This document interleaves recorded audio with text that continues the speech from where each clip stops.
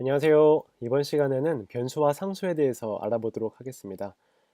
먼저 스팟라이트에서 엑스코드를 실행하겠습니다.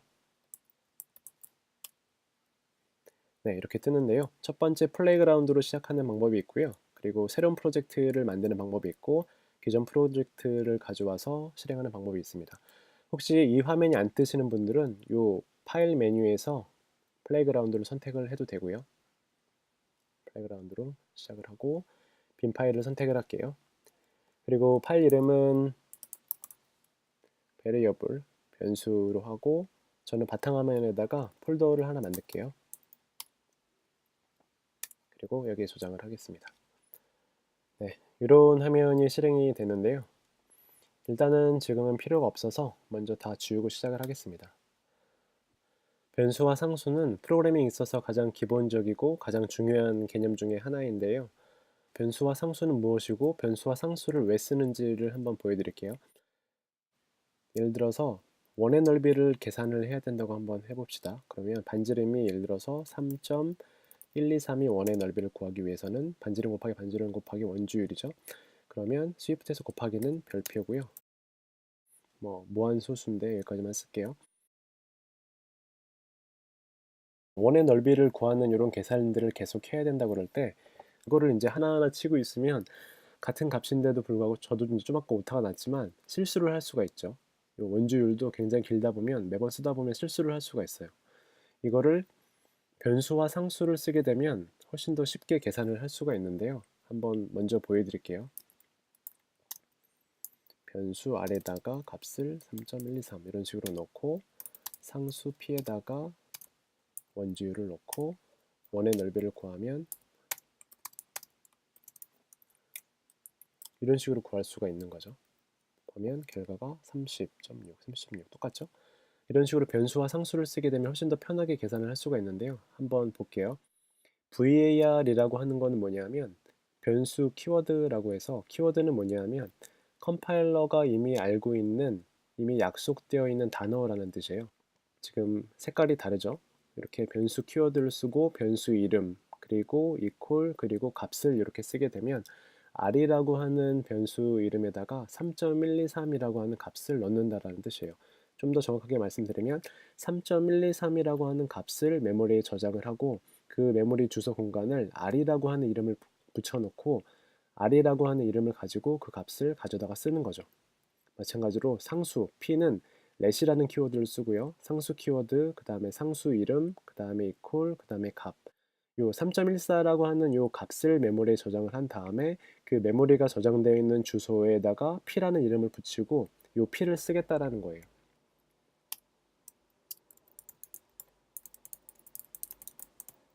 우리나라 말도 띄어쓰기를 안 하면 의미 전달이 정확하게 안 되는 것처럼 얘도 띄어쓰기를 안 하게 되면 얘도 에러가 납니다. 약속되어 있는 그런 문법을 쓰지 않으면 에러가 나는 거죠. 네, 이런 식으로 띄어쓰기를 해줘야 되는 거고요. 띄어쓰기를 한 칸을 하든 두 칸을 하든 의미 전달이 되는 것처럼 얘도 한 칸을 띄든 두 칸을 띄든 세 칸을 띄든 네 칸을 띄든 문제없이 의미 전달이 됩니다. 반드시 한 칸 이상 띄어야지만 의미 전달이 되는 거고요.